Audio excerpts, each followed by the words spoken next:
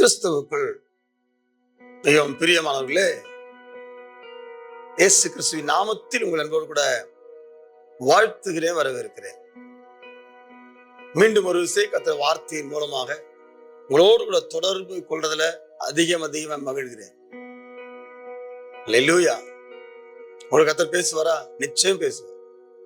உங்களுக்கு கர்த்தர் இடைபடுவாரா? நிச்சயம் இடைபடுவார். உலகத்தின் ஆழத்திலிருந்து கேளுங்க, ஆண்டவரே அவனுக்கு பேசுங்கப்பான்னு சொல்லி உட்காருங்க. ஆமென். சில நிமிடங்களை கர்த்தர் பேசுவார். அது இன்று சொல்ற அருமையான ஒரு வார்த்தை. சங்கீதங்களின் புஸ்தகம் 34ஆம் சங்கீதம் 10ஆம் வசனத்துல, சிங்க குட்டிகள் தாழ்ச்சி அடைந்து பட்டினியா இருக்கும், கர்த்தரை தேடுகிறவர்களுக்கோ ஒரு நன்மையும் குறைவுபடாது. ஒரு நன்மையும் குறைவுபடாது. ஆண்டவர் சொல்றாரு, ஒரு நன்மையும் குறைவுபடாது. சிங்க குட்டிகளே தாழ்ச்சி அடைந்து பட்டினியா இருக்கும். காட்டுக்கே ராஜா சிங்கம், காட்டுக்கே ராஜா சிங்கம்.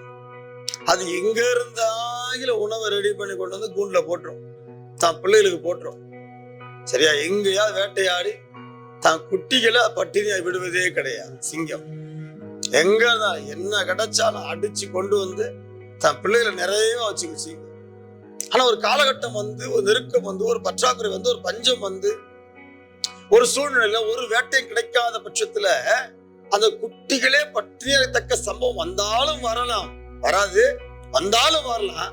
அப்படி அதுகளுக்கே வந்தாலும் ஆண்டவர் சொல்றாரு, நீ கர்த்தரை தேடுற, உனக்கு ஒரு நன்மையும் குறைவுபட்டு போக கர்த்தர் விட மாட்டார்.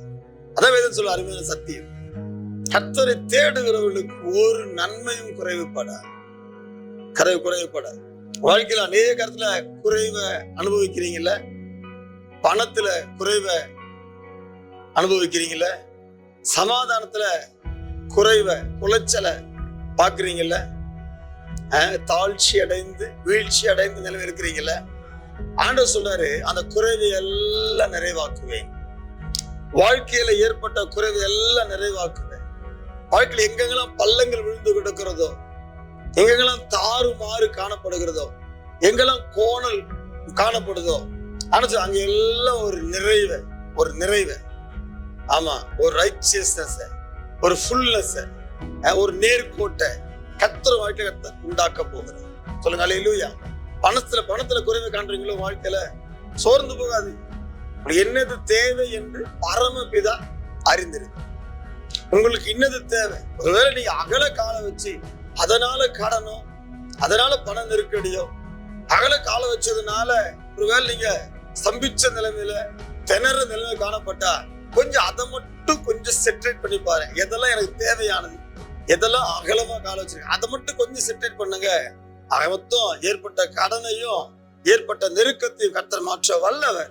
சீக்கிரம் கர்த்தர் குறைவை நிறைவாக்கும். சோமல்லமா பரிசுத்த பிதாவே, குமாரனா இயேசு நாமத்திலும் வேண்டி வருகிறோம்.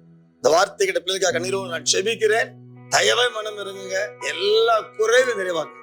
பள்ளங்கள் எல்லாம் சமமாக்கப்படட்டும், நிறைவாக்கப்படட்டும், நிரப்பப்படட்டும். பள்ளங்கள் நிரம்பட்டும் இயேசுவின் நாமத்தில்.